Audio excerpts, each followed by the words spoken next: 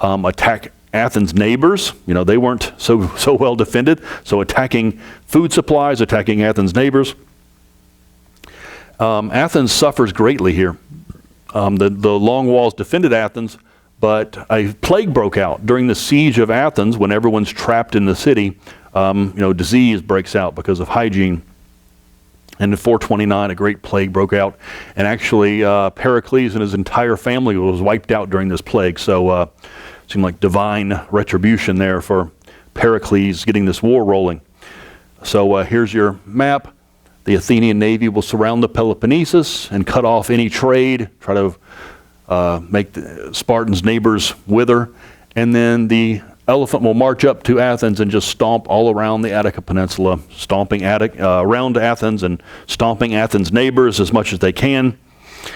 And then we go into a second phase here. So the first phase, first 10 years, is just one of mutual destruction. And then the second phase, from 421 to 413, this is about an 8-year phase here. The second phase is kind of a weaker time. Sparta had weakened herself tremendously. Her numbers were way down. They have to get that breeding program going here in this phase. But Athens suffered from weakness of her phalanx. And Athens changed strategy. Again, Athens, much more innovative, it seems, here in the early part. Athens changed the strategy. What does Sparta fear the most? And they fear their helots. Whenever the phalanx goes off to Athens, the helots could possibly rise up. Well, what if Athens encouraged that? What if they got the phalanx to leave and encourage these helots to rise up? And they will try that, get these helots to arm the helots and rise up. They also will try to turn some of the allies. Sparta's allies, well, why do they like Sparta? Well, because they didn't have to pay, or they didn't have to deal with Athens. And so maybe Athens can tell some of these allies to break away from Sparta, and we'll leave you alone. If you just leave Sparta to us, then we'll leave you alone. So trying to break some of Sparta's allies, because nobody really likes Sparta. I mean, Spartans are not liked, but it's good to have a powerful friend like that. In 415, though, just as Athens seemed to be going really well, in 415 they launched a punitive expedition to this island of Sicily. This was to try to harm some of Sparta's allies, and they sent an expedition to the island of Sicily. Sicily in the Mediterranean, an island off the coast of Italy. Supposed to be a pretty easy deal. Athens' navy, Athens has a pretty good army, and it turns into a disaster. They laid siege to Syracuse, and their army just became crushed there. As they were trying to siege the enemy, they became crushed. And then their fleets were destroyed, either through storms or some battles. Their fleets were wrecked far from Athens, so they lost their army, they lost their navy, far from Athens on a strange expedition. These great disasters cost Athens a lot of money and prestige and warring ability. And actually at this time you'll have a lot of ostracism. Athens' democracy goes haywire, and any general or admiral who can't bring home a victory must be ostracized. And so you'll have Athens kicking out some of their best generals for sometimes minor offenses or just a loss, unlucky loss. So here's a map of, here's Greece, there's Sicily. So this expedition kind of far away from Athens, sending the army and the navy away from Athens. The third phase is the most fascinating, and the phase that wraps us all up from 413 to 404, this last 10-year phase. Something interesting really happens. The second phase, Athens had got a little creative. In the third phase, Sparta gets creative. In that, how does an elephant fight a whale? One's on land, one's on water. Well, Sparta gets creative here and figures out how to swim, how to take the elephant to sea. What I mean by that is Sparta figures out where a possible navy could be, how to match the Athenian navy. And it turns out that Athens has more enemies than just Sparta. What about the Persians? And the Spartans will contact the Persians. They're still out there. This great empire is still there. Still enemies with Athens, much greater respect for the Spartans, and when the Spartans contact the Persians, the response is going to be, whatever you need. Tell us what you need to defeat Athens.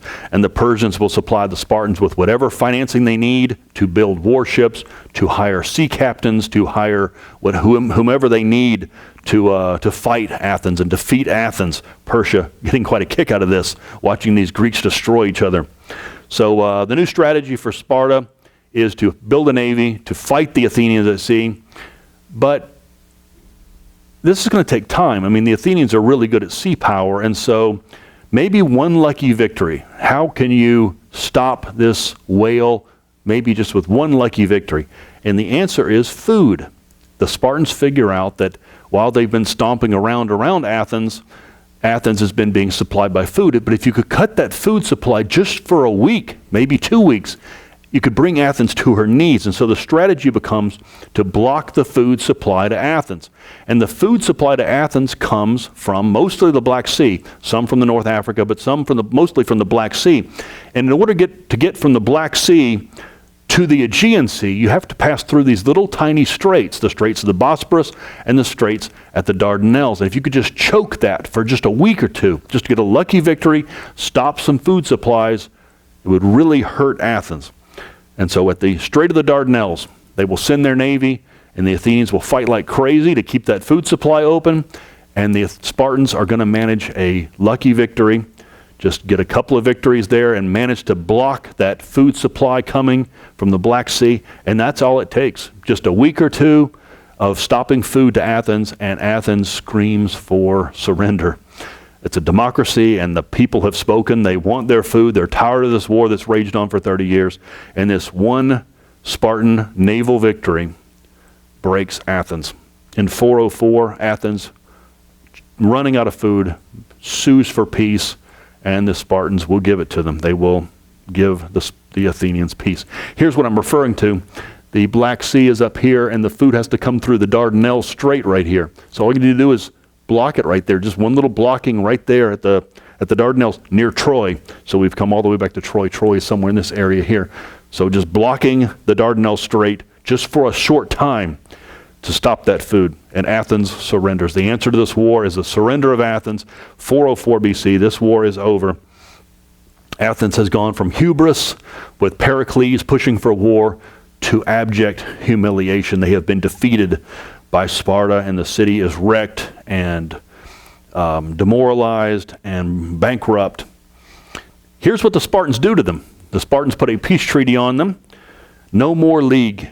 The Delian League must be disbanded. No more payments on the island of Delos. No more financial hanky-panky with Athens taking the money and using it for themselves. No more long walls. These walls must be torn down. The walls around Athens and Piraeus taken down.